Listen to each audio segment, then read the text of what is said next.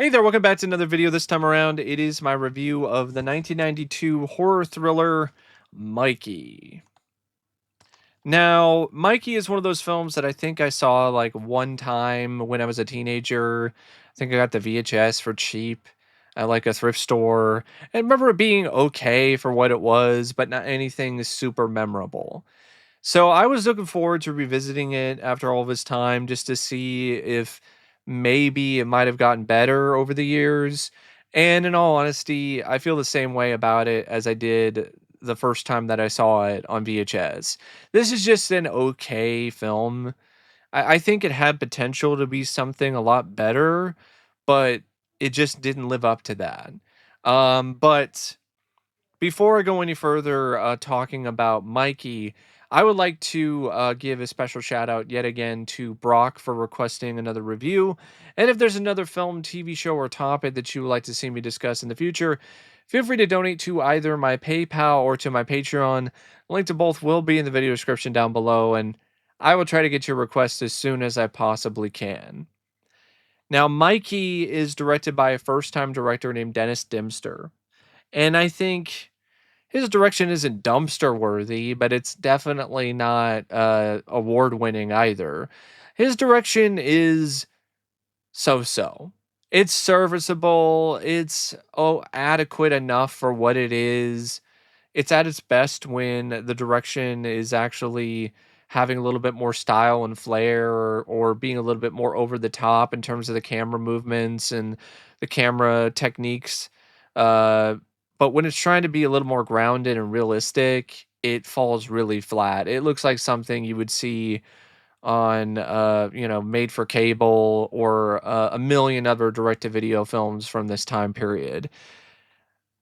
And I don't think that the direction is particularly consistently good, but I think a lot of that is due to the inexperience of the director. This was his first film.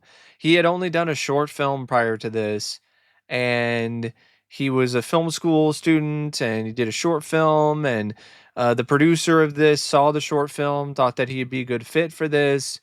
Um, and he actually wasn't the first one hired to direct it. Was some lady, but she, I guess, dropped out of the project, and that opened the door up for Dennis to be able to come in and direct the film. And that's really, in my opinion, one of the reasons why the film is just kind of okay is you have a director who's just kind of trying to figure things out on the fly.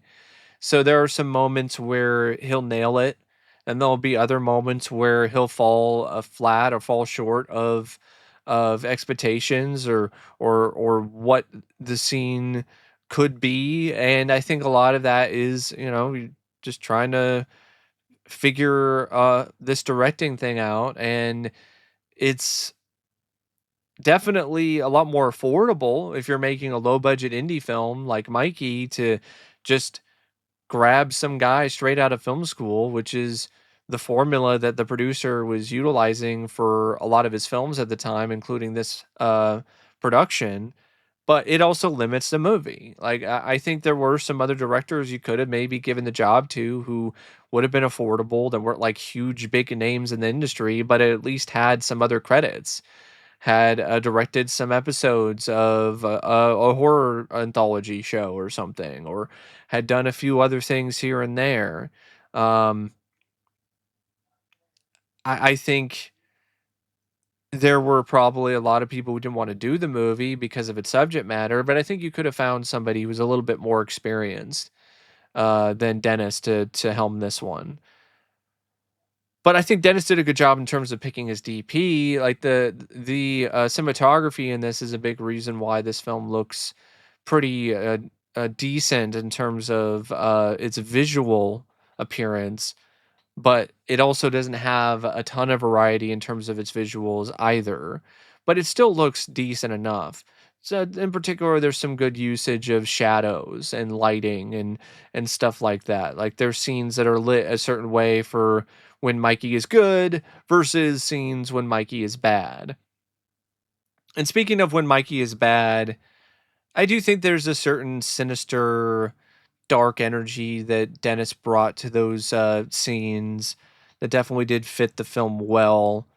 Um, but yeah, there's a lot of moments in this though that are just not really impressive, not really technically tremendous or terrific in any capacity. They're just very standard, run of the mill, so kind of visuals in terms of the usage of the pans and the zooms and the camera angles and so on and so forth.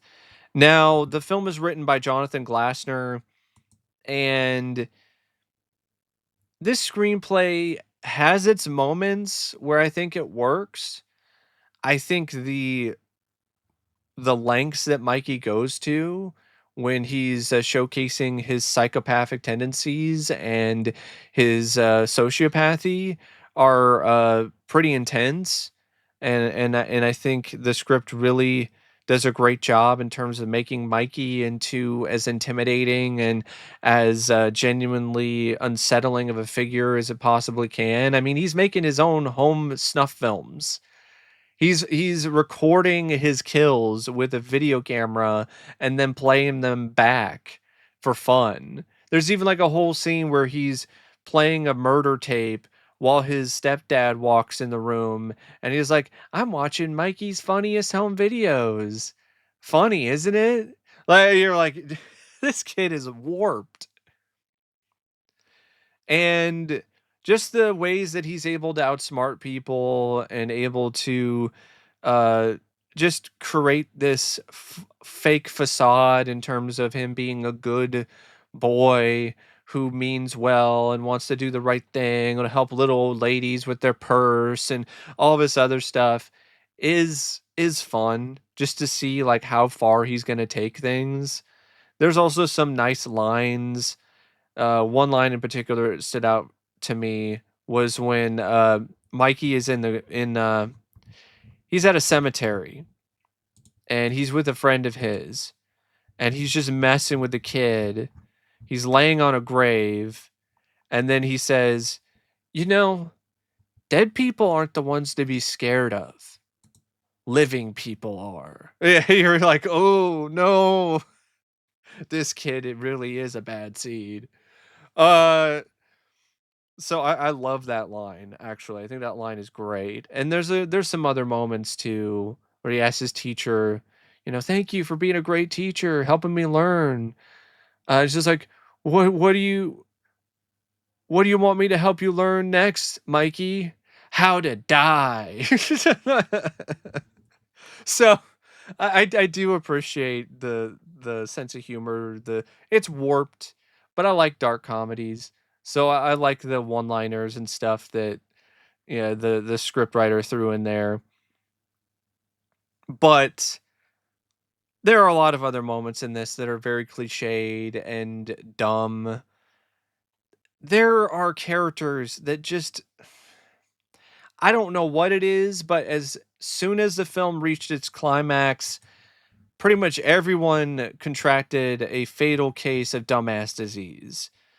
I really don't know why. Jesse, Sean, Mr. Jenkins, uh, um, Neil, like all of these characters, they were smart and at least seemed to be somewhat intelligent and aware of what's going on and aware of how dangerous Mikey is.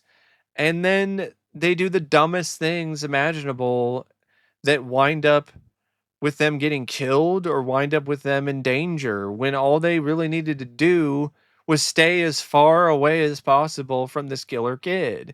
Don't go back into the house with the kid after he's already killed his stepmom. Don't assume that he's knocked out cold. This is a smart kid. He's a killer. He's a sociopath. Don't assume anything with this kid. Anything is possible with him, including taking your gun and taking the bullets out. So just get out of the house. Why do you have to go back into his house to make a phone call anyway to call the police? I don't know. Go call the police from a payphone. Go call the police from a different person's house. There's a million different things that you could do that are so much smarter than going back into the house of the killer kid just to make a phone call to call the cops? How about if you're the kid's teacher and you've been suspicious of this kid the entire time, why the hell would you go back into the house? Especially after your colleague has been missing for a while. He went into the house and then he hasn't come back. I wonder why. Probably because he got killed by the psycho kid. Maybe you shouldn't go back into the house to check and see whether or not your colleague is fine. He's not fine. He's fucked. And you will be too if you go back into that house. And so you're like, what is going on? Why are these people so stupid? Why are they being so dumb? It's like the screenwriter was like, "Oh, I don't really know what to do here.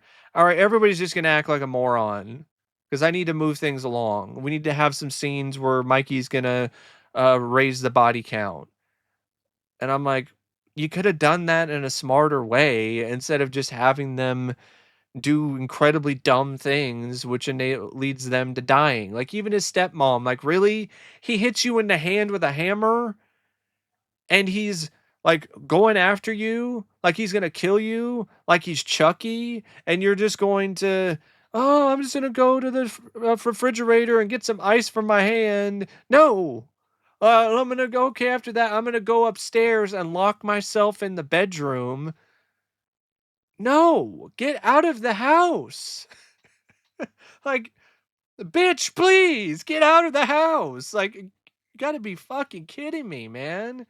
And even though you have this neighbor girl and Jessie, you think that okay, is aware. She knows that Mikey is a psycho kid and he's really uncomfortably and dangerously attracted to her.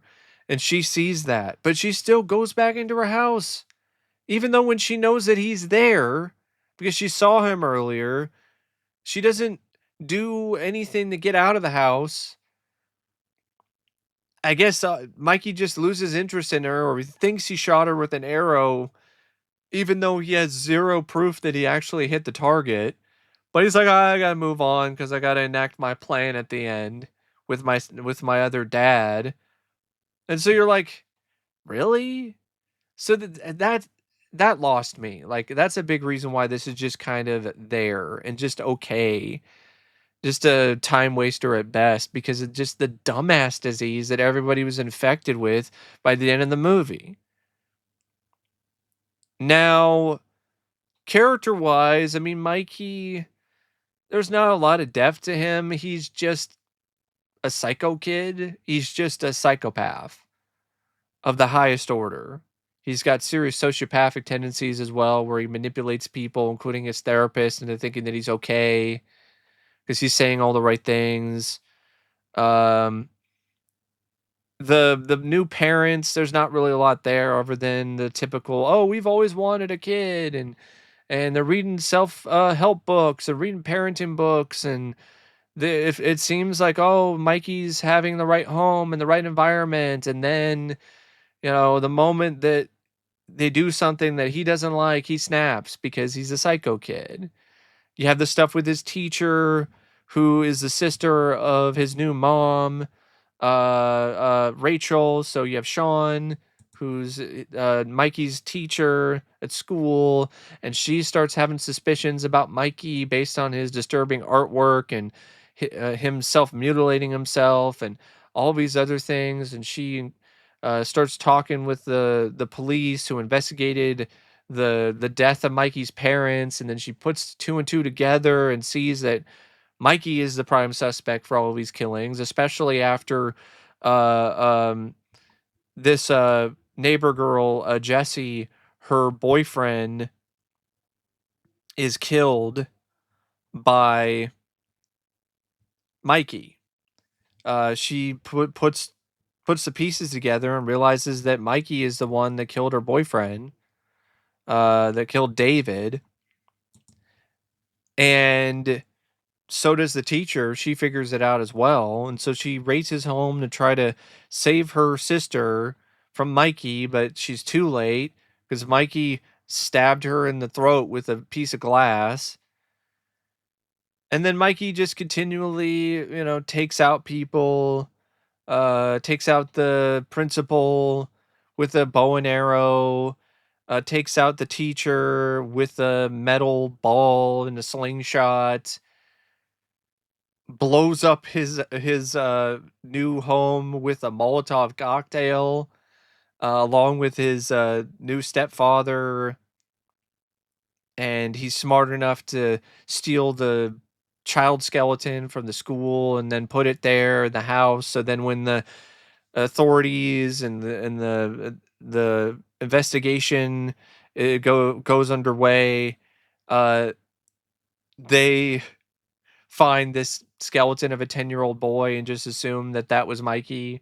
So then he can continue his reign of terror and be adopted by somebody else under a different name.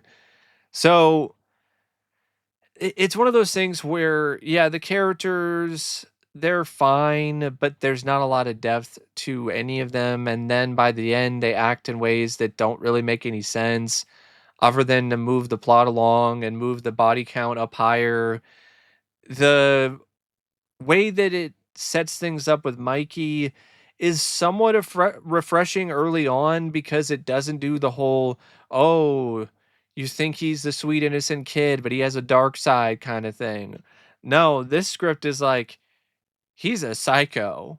He's a psychopathic killer, and we're not going to sugarcoat it, and we're not going to make it a mystery. He just goes on a killing spree to start the movie, drowns his stepsister in the pool, electrocutes his stepmom in a hot, not really a hot tub, but in the bathtub, electrocutes her by throwing in the hair dryer, and then he kills his stepdad by, I think that might have been his real father, but I'm not entirely sure. That's one thing that's kind of not really that clear in this script in terms of who Mikey's real parents were. And so he kills his this dad by throwing down ball bearings, and then he slips on them and then falls through a window when he sees that the daughter is dead, and then he gets bashed to death in the head with a baseball bat by Mikey. And Mikey, of course, is the only one left standing, so the police rule him out as a suspect because he's able to give a description of some strange man with a mustache. And so they decide, all right, there's no way that this 9-year-old did all this, so it's definitely got to be this mystery man, mustache man. And he gets adopted by a new family, and it seems like things might be all right. He even finds a new friend in this kid named Ben. But once things don't go his way, he becomes an absolute terror and completely snaps. And he's killing cats. He's killing people's boyfriends. He's he's honestly getting quite the body count by the end. And I will give the script this: there are some fun little creative kills at points, like the metal ball with the slingshot. The first electrocution was fine. The second one was kind of lazy though. But I like the bow and arrow kill. I like the Molotov cocktail at the end. But I do admit that there could have been like a little more creativity with some of the kills. Like there's like 2 electrocutions for one. That felt a little lazy. Maybe throw in a little bit something different there. But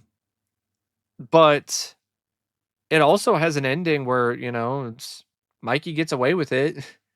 So it's pretty dark in that regard. Like he just survives, and now he's going to be adopted by a new family, and he's going to go to a new home and a new place, and he's going to build up a whole new body count. I don't think it's like one of those films that was bad enough to be just put on a shelf for years and then ultimately get a release, but that's just me. But yeah, not the best script in the world, but also not the worst. There are some fun lines and there's some decent kills, and there is something to be said about a bad seed kind of film where it doesn't try to do the whole, oh, maybe it's somebody else who's doing the killings, or maybe there's nothing really that wrong with the kid. Maybe the kid's misunderstood. Maybe the kid's innocent. No, the kid is a psychopath whose favorite film is A Nightmare on Elm Street. um, the cast, I think, for a low budget indie film, it's not bad. I think Brian Bonsall, he definitely adds a lot to it. Like I've always felt like that kid, that when he was younger and he was starring in a lot of stuff, I always felt he was pretty capable. I mean, I liked him in Blank Check, and other stuff that he did. And he definitely has charm and charisma, and you definitely do see that here. In what was at the time his feature film debut. He had done TV films and TV shows prior to this, but nothing that was, a feature length movie. And there are some moments where, he's a kid, so some of the line delivery isn't necessarily the best in the world. But there were other moments though where I felt he was actually pretty effective and pretty chilling, and definitely sold the one-liners. And for a kid, I felt he was definitely pretty formidable of a threat, even though, he's just a 9-year-old or 10-year-old kid, but like he was smart. He was definitely intelligent, and I definitely did buy that Brian had those qualities. So I think it was a good performance by Brian as Mikey. Um, Josie Bissett was also pretty solid as Jessie. And it's not just because she was really nice to look at, but that sure didn't hurt the film. Ashley Laurence from Hellraiser, was nice to see her in something that was a little bit different, playing a teacher who's investigating the mystery behind Mikey, and what happened to his parents, and whether or not he's a psycho. And I don't blame her for the way her character acted out of character at the end. Um, it's not Ashley's fault, because what Ashley was given, she did a great job with it. I actually think it's honestly one of her better performances. Like, if you're a fan of hers, I definitely recommend checking this out at least once just to see her performance in it. John Diehl was fun and was rather likable as Neil Trenton, and so was Mimi. Craven as Rachel, so they were a good couple. You really did sympathize and felt for them when it comes to what was going on with Mikey. They felt like they had the perfect kid, but instead they got the perfect killer. Um, Whitby Hertford, he was fine. He was fine is actually putting it lightly. I thought he did a pretty solid job playing Ben, the best friend. He was in Nightmare 5, the Dream Child. Um, he was a weird looking kid in that. And he plays another weird looking kid in this, but he had a certain charm to him as well. And I felt he had some good chemistry with Brian. Lyman Ward, I had a lot of fun with him as Mr. Jenkins.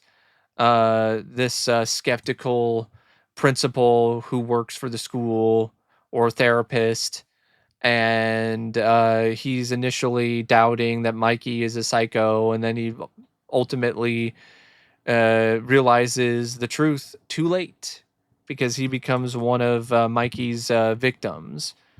Another guy I want to mention is Mark Venturini, who plays Detective Jack Reynolds, who's like this detective who's investigating the murder of Mikey's parents early on in the film. I thought he did a pretty decent job with that role. I think honestly the only other actor that I felt was like, I guess, not really on par with anyone else was like maybe David Rogg as David, the boyfriend, but like he was just a dumb boyfriend. So I mean, he played that role fine enough. Now, Cinematography wise, the cinematography by Tom Jewett's not a jewel by any means, but it looks fine for a low budget indie film. The editing by Omar Tall and Natan Zahavi, it's at its best when Mikey is on a murder spree. When it's doing more slow scenes or sequences where Mikey is like visiting the zoo or doing some of this other stuff, it's not as well edited. Um, but I think the editing was above average. I think that was definitely one of the better things overall about the film was the editing, despite some moments where it might have been a bit off. The music by Tim Truman, I honestly felt it was not really that good of a score. I think this film needed more of an over the top stylized score. Um this score is very understated, and I know that was the intent by the director and other people involved with the film, but I think that was just the wrong choice because it just makes it sound boring. The score sounds boring most of the time. So it doesn't help some of the more intense, more suspenseful scenes because it doesn't make them better. It doesn't really elevate them. They just stay at the same point as they would be with honestly without a score, because the score is just not really adding that much at all. So like it's just a generic piano score. Sounded like something you'd hear in like a drama and not necessarily in a horror thriller. And there aren't any like fun songs that they throw on the soundtrack either, which I think was that might have been a good choice too. Might have helped things a little.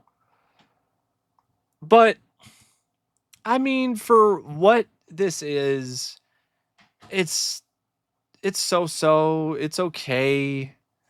Um, but it also could have been a hell of a lot worse. Like this could have been downright awful. But I don't really think it is. It's just an all right film about a psycho kid that has a couple, decent performances, some all right direction, some memorable lines, and a couple decent kills. So I definitely don't think Mikey holds a candle to Jason or Freddy. I don't know what they were thinking with that tagline. And also, if you're going to have that tagline, spell Freddy properly. Like, it's not even that hard of a name to spell. It's Freddy. He's not Freddie Mercury, it's Freddy Krueger. So, like, even that makes it look bad because you're like, oh, okay. In theory, that tagline might be not that bad. Remember, Jason and Freddy were once kids too, but you spell Freddy wrong, so you screwed it up. You blew it. But, this definitely isn't a great film. I don't think this is a gem. The Good Son came out around the same time, and that's a much better film, if you ask me. But I didn't hate it. It was all right. But anyway, thanks for watching my review of Mikey, and until next time, I'll see you later. See ya.